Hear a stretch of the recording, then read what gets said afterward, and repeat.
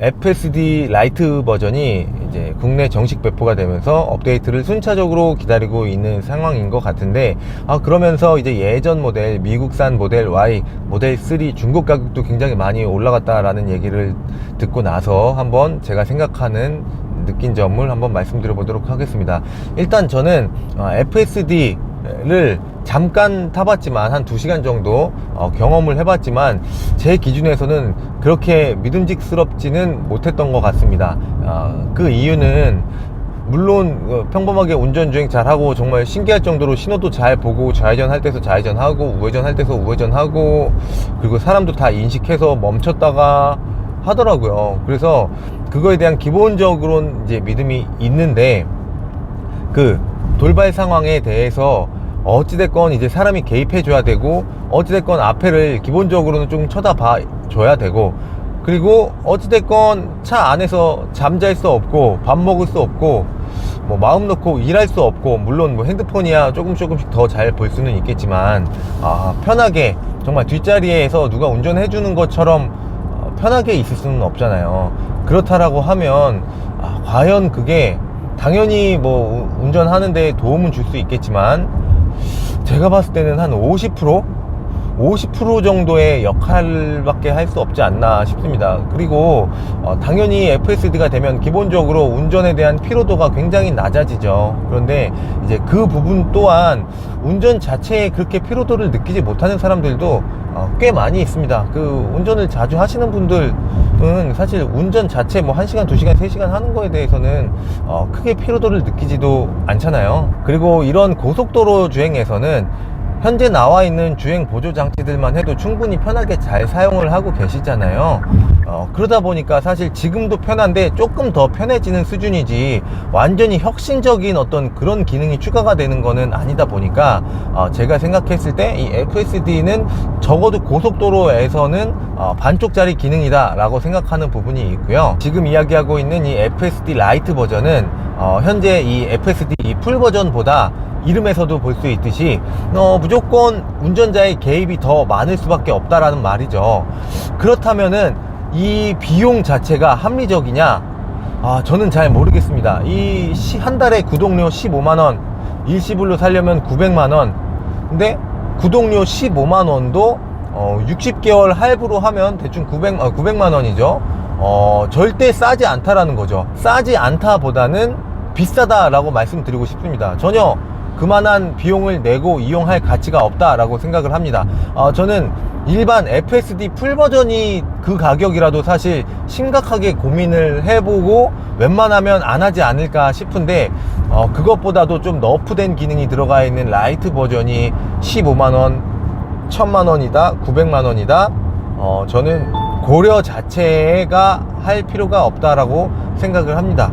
그리고 저는 이게 너무 나가는 생각일 수도 있겠지만 가끔 FSD가 엄청나게 활성화가 되면 좀 초보 운전자의 비율이 높아지겠다라는 생각도 하거든요. 이제 그게 무슨 말이냐면, 지금 가끔 도로에서 만나거나 아니면 골목에서 아니면 주차장에서 정말 말도 안 되는 행동을 하시는 분들이 있잖아요, 가끔. 그런데 이제 그런 분들도 사실 그냥 일반적으로 운행하는 그 FSD가 그냥 잘하는 평범한 그런 운행에서는 사실 그런 분들도 문제가 없을 거란 말이죠.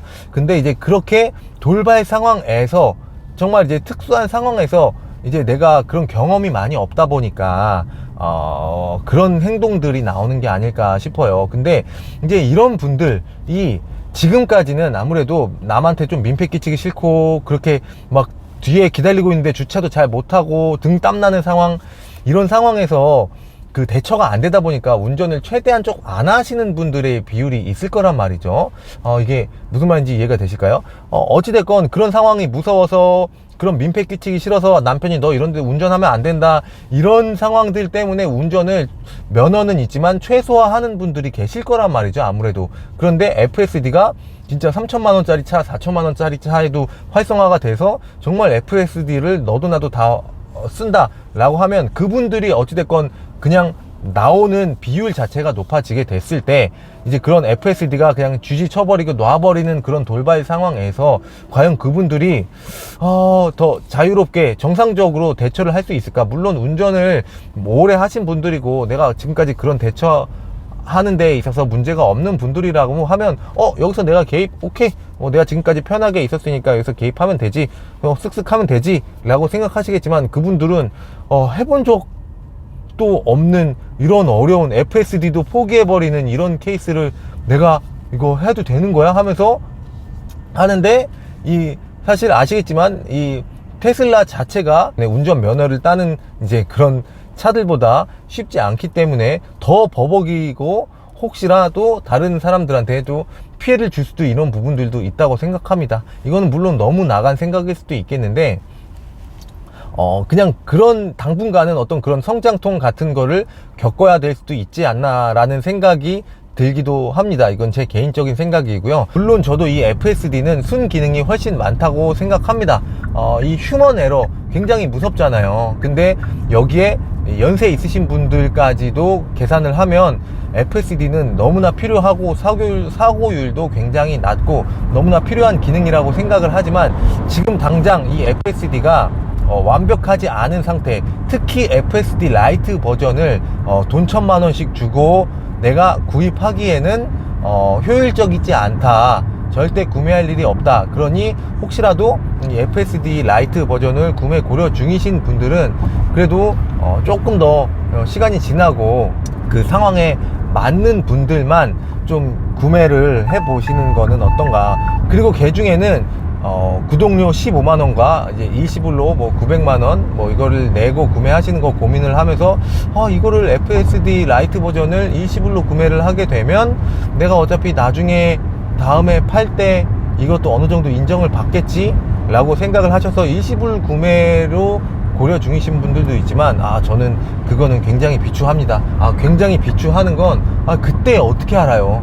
그때 FSD 다 풀려 있으면 어떻게 해요? 그때 구독료 한 달에 5만원이면 어떻게 할 거예요? 3만원이면 어떻게 할 거고, 공짜면 어떻게 할 거예요?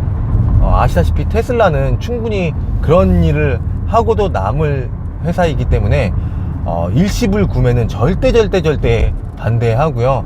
해보실 거면 구독으로 한 번쯤 해보시는데, 당연히 이걸 해보시다 보면 편하니까 쓰게 되겠지만, 한 달에 15만원이면요 아반떼 살걸 소나타 사고, 소나타 살걸 그랜저 사고, 그랜저 살걸 G80을 살 수 있는 가격이잖아요. 절대 저렴한 금액이 아니다 라는 거를 한번 참고해 주시면서 오늘 영상은 좀 마쳐보도록 하겠습니다.